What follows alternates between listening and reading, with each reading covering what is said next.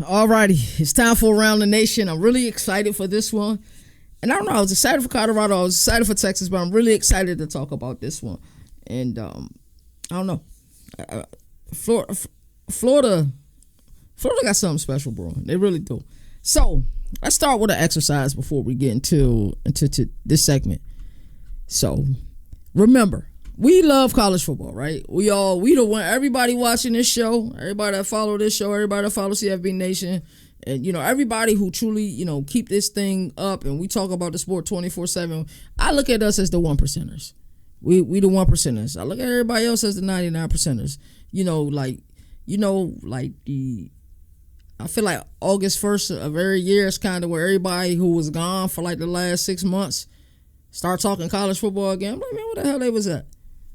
And we be like, damn, they coming. But we are the 1%ers. But as 1%ers, we got to hold ourselves accountable. And I'm going to shout out my guy Nino, because Nino was dead on with Florida last year. I wasn't. So raise your hand if you saw a Florida schedule last year in 2024 and said, oh, yeah, Billy Napier gone. I said, buddy's gone. He's cooked.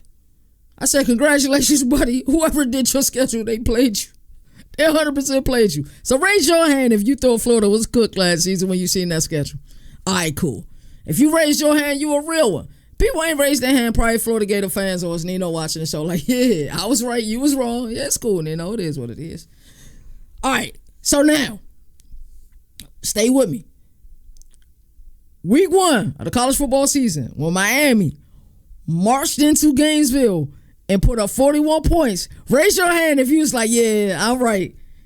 Billy Napier is cooked. I saw that guy like, yeah, that told me everything I need to know. Florida is cooked. Billy Napier is cooked. They fired Dan Mullen for nothing. Hey, he's cooked. I'm just being honest.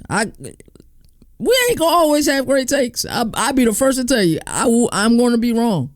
I'm be right more than I'm wrong, but I will be wrong a lot on this show, especially when we start doing previews and stuff, and the way that I see the game and the way that I expect things to go, I'm going to be wrong. It is what it is. I was wrong about Florida last year. I was wrong about Billy Napier last year. I looked at the schedule. I said, this is probably one of the toughest schedules I've seen in the better part of a decade. There's no way he survives this. And then he pulled a Jeff Hafley. Moving forward, there's sayings that we have within CFB Nation or within, Governor of College Football. And I need you guys to learn some of these sayings. When you guys hear me say the other conference, I'm talking about the SEC. I will go into great detail on one of these governor rulings and why I call SEC the other conference. When you hear Circuit City University, that was coined by Nino, that means that, they played themselves and they just going to a school that's Circuit City University. We not even watching them. Cool. When you hear me say a coach pulled a Jeff Hafley was a coach of Boston College back in 2023, and the boosters wanted him out. They told the university, we got your money. He need to pack it up. I think they either lost or almost lost a Holy Cross that year, and they was like, the next game he lose, he gone. But he ended up going undefeated in October, won almost all his games in November. But this is what I love about Jeff Hafley, and Jeff Hafley is a stand-up dude. Like I talk about Tony Petitti, I have an infatuation with like mobster movies, mafia movies, gangster movies. I love the genre. Bronx Tale will always be my favorite movie. Carlito's Way is up there as well. But I talk about Tony Petitti and how he reminds me of a mob boss. Jeff Hafley is the same way. Jeff Hafley is a real dude. He's a real dude. But it was funny how when the boosters was trying to get rid of this dude, he ended up winning all them games. Boston College ended up become bowl eligible. So that's why I called what Billy Napier did a Jeff Hafley. But the difference with Jeff Hafley, he said, hey, man, fool me one time, shame on who, right? Fool me twice, can't put the blame on you. So he said, y'all will never, ever have an opportunity to do this. And Coach Hafley is a family man. He said, y'all will never, ever have an opportunity to do this to me again. And I think his mindset was, I am a coach. I want to be a part of a sport that is about coaching. And that's why he became the defensive coordinator of the Green Bay Packers. He said, you won't do this to my wife. You won't do this to my kids. I'm sure they had to hear it, whether his kids was hearing it at school or his wife, whatever. She had to hear about it too. So I want shout out to Jeff Hafley, by the way, man. I hope he's doing okay. But anyway, so yes, when I say, oh yeah, this person pulled the Jeff Hafley, that's what I'm talking about. Billy Napier in 2024 pulled the Jeff Hafley. I just knew when I saw that schedule, he was gone. I was wrong, and this is why the games are played. I mean, hell, It is what it is. I was wrong. I can admit I was wrong. So, boom. They lose to Miami, and the way that they lose to Miami at home, Cam Ward light them the hell up. I'm like, yeah, he gone. I'm like, it's no way he survived this. And then there's this kid named DJ Lagway. And Nino called. He said, Billy Napier keep his job because DJ Lagway was saving. And DJ Lagway saved it 100%. 100%.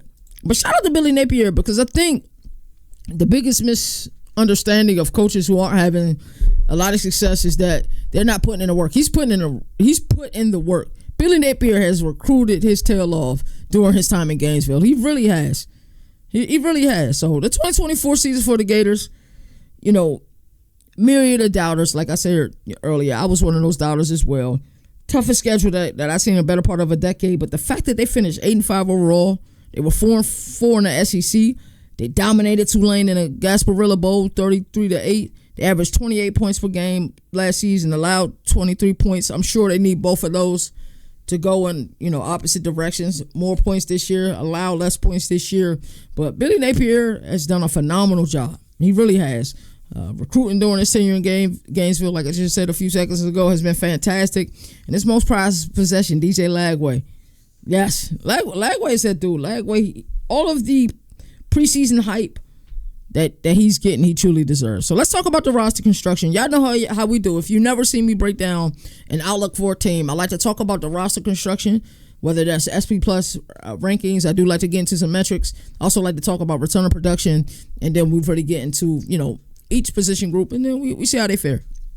So Florida has an SP Plus ranking, that's by Bill Connolly, of 17. He'll update that soon. I think that was in February when he did it. Somebody correct me if I'm wrong. And their return on production this year is at 66%, which ranks 17th nationally. That's really good when you have that amount of return on production. And when you look at a lot of the starters on this team, and we're going to talk about the position group that I think everybody who's talking about Florida, they're missing something. Like they're saying all of the right things, but there's just something that they're missing. I think I'm gonna hit on that today.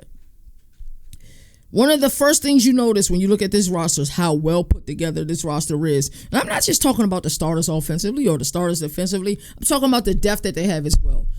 I think Billy Napier, because he's been able to recruit so well, he's been able to develop. A lot of teams don't really get to truly develop because they're getting so many players out the portal. Billy Napier has been able to get players out the portal, but he's also been able to recruit his tail off out of high school. And I think that's extremely good. So, most of the projected started linemen, both offensively and defensively, are returning players. They're not portal players. And that's great. So, offensively, we talked about them, and we're going to continue to talk about them. Everything starts with DJ Lagway. It'll be interesting to see where he is, at fall camp. He's been dealing with the injury. Didn't really see him much in the spring, but everything said, from the talk coming out of Gainesville that he'll be ready to go in fall camp, and we'll see the DJ Lagway we know and love. But, Lagway was virtually undefeated last season. The only loss he had as a starter last year was against Georgia, but he got hurt. Did we really count that against him? So I say he was 6-0 last year. I don't say he's 6-1. I say he was 6-0 last year. And he will be listed on a myriad of preseason Heisman lists or, All-American lists. And I love that time of the year where we getting all of this stuff. But, yes, DJ Lagway is 100% deserving of the credit that he's been getting, and the job that he did last year shouldn't go unnoticed. Running back, Jaden Baugh did the most with his 133 carries, especially considering he only had 10 carries through the first 4 games last season. 106-yard, 5 TD performance versus Kentucky was one to remember for Jaden Baugh last season, and you'll see him in some of this spring footage I got from their practice. If he gets more touches, he'll hit the 1K mark. It's just tough because what Florida's been able to do, year in and year out. But he should be able to hit 1K yards this year with more touches. He's truly a game changer for the Gators. And then Billy Napier's tenure with the Gators, they've always had 2 backs. I think it's important for a lot of schools. You see schools with a lot of success, they're able to run the ball and they're able to spell. And they have 2 backs. You got Baugh. He gets a lot of the hype, but Jakobi Jackson ain't no slouch, bro. And it's really a 1A and a 1B if we being honest. It's a 1A and a 1B duo. Jackson ran for 509 yards and 7 TDs on just 95 carries. That's crazy to me. So both in the one, with Baugh getting 133 carries, Jackson getting 95 carries, and they both had over 500 yards and 5+ touchdowns. yes, this is a dynamic duo. This is one of those duos we should really be talking about. And with DJ at the helm, this is going to be must-see TV. It really is. Wide receiver room, I like it a lot. And all you hear or heard coming out of Gainesville, and it really reminded me of Auburn back in 2024, what all of the Cam Coleman hype. Like, it was real. That hype was real, bruh. Like, hearing it last year with Cam Coleman and Auburn, everybody was like, yo, I know Jeremiah Smith is a dog, but yo, Cam Coleman, like, he put on a show last spring. It was just unfortunate that, with the quarterback playing Auburn last year, I think they've really fixed it this year. And Auburn is a team not really high on this season, but this year I feel like, what we've been hearing about Dallas Wilson and the performance that he had in the spring game and what he was just turning heads all spring camp. That fandom reminds me of 2024 Auburn's fandom.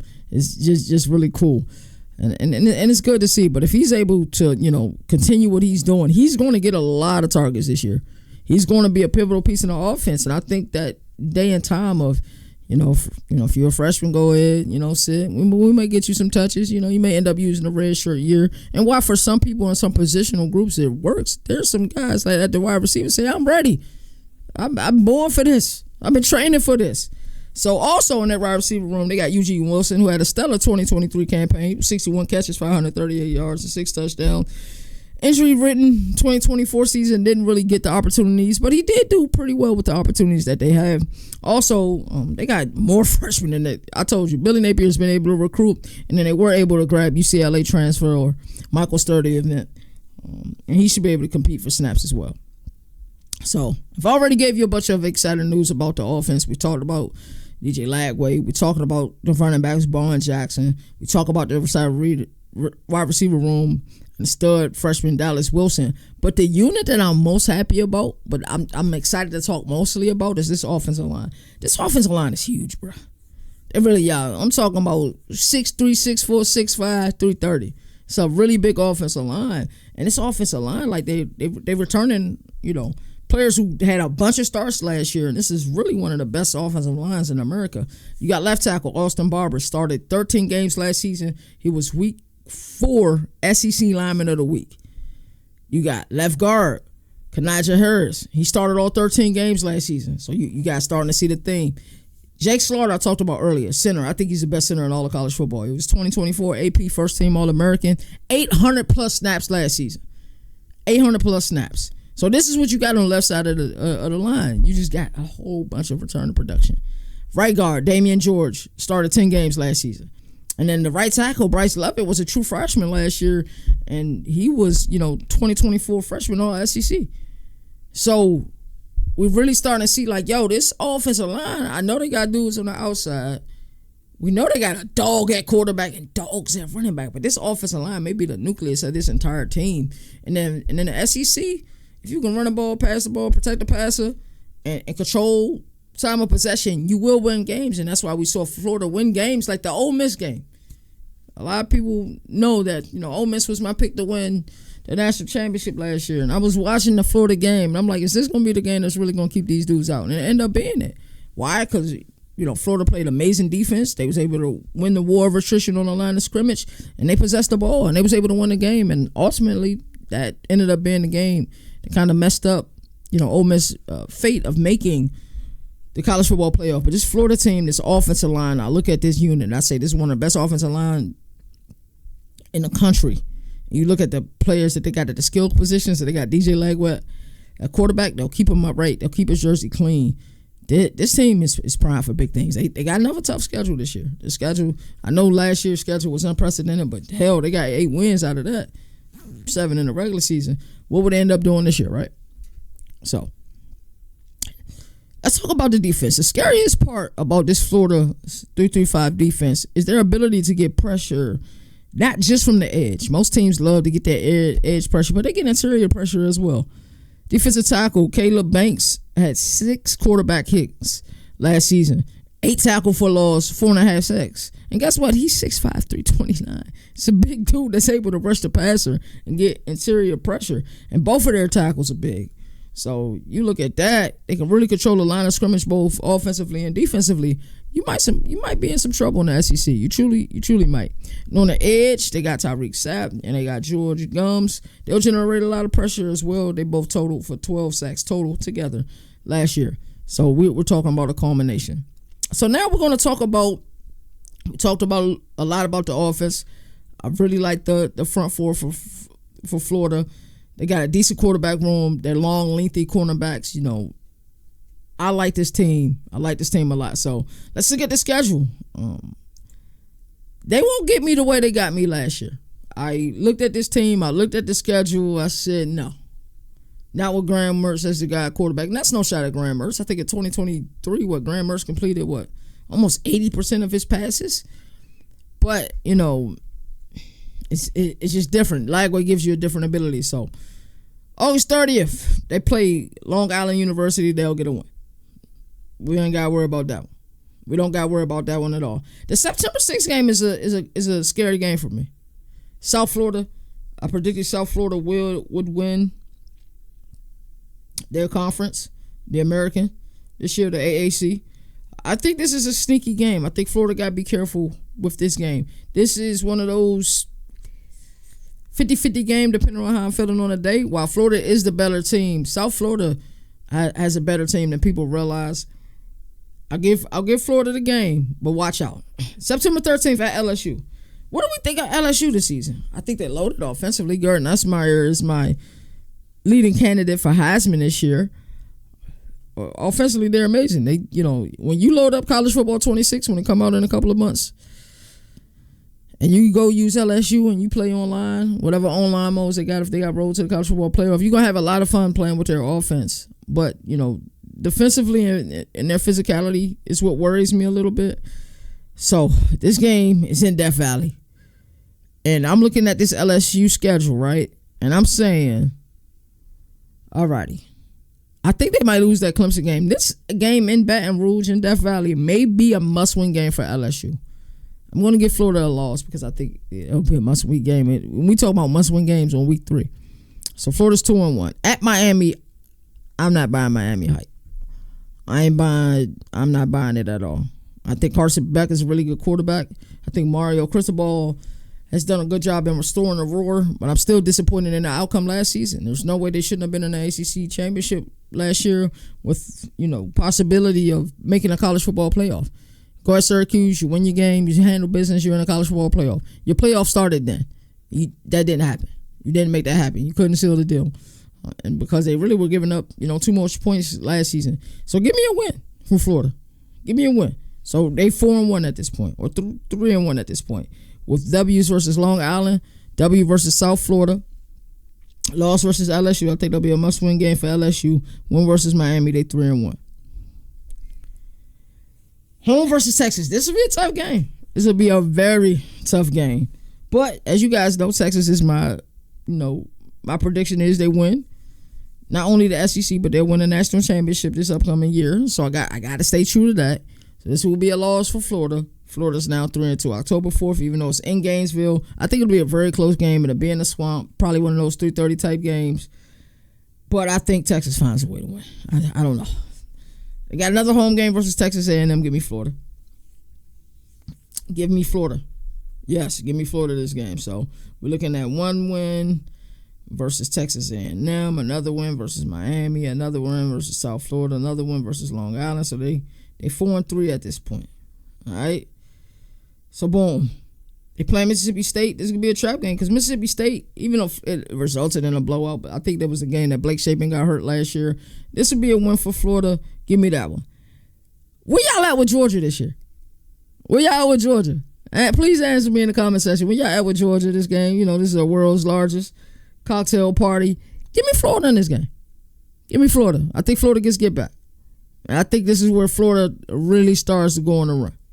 Right now they got two losses to LSU and Texas. I say they beat Mississippi State. I say they beat Georgia. Right? At Kentucky is going to be a tough one. Mark Stoops will always have his team ready. I say they win this one. At Ole Miss, they beat Ole Miss last year. It was in Gainesville. I say they go on Ole Miss and get a win again. They win this one. Y'all already know where I'm at with Tennessee. They almost beat Tennessee on a roll last year. They definitely had an opportunity to this November 22nd game. Give me Florida. Give me Florida to win this one as well.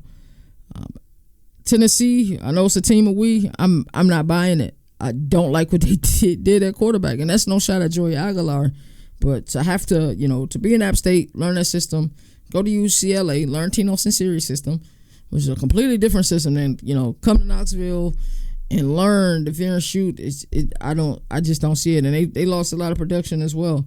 So the Swamp's going to be rocking that day. And at Florida State, that's a win for me as well. So I'm looking at I'm looking at Florida State finishing the year. I said Florida State. I got Florida finishing the year 9-3. 9-3. I think 9-3 is a really good year for them. Those are wins against Long Island, win against South Florida. That's a win against Miami. That's a win against Texas A&M.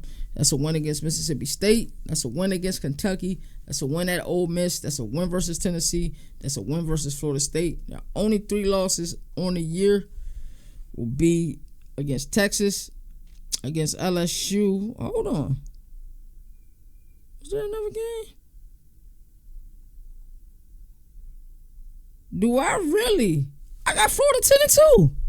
I thought I had them at 9-3. I got Florida 10-2 this year. 10-2 gets them into the college football playoff for sure, and probably the SEC championship. And I'm just realizing it. Because the only losses I got, that LSU game going to be a must-win game for LSU, even though we talking week 3. And then Texas. That's it. Billy Napier, if you pull the opposite on me this year, I'm going to be so mad, bro. I promise you, young. Because I doubted you last year. I'm with you. I see your offensive line. One of the best offensive lines in the country. You got the players on the outside. You got DJ Lagway, a quarterback. Yeah, Florida's 10-2. Florida's 10-2. So, yeah. Florida 10-2. I really like this. I really like this a lot, man. These deep dives when we do outlooks, I did not think I'll have Florida going 10-2. That's crazy to me, man.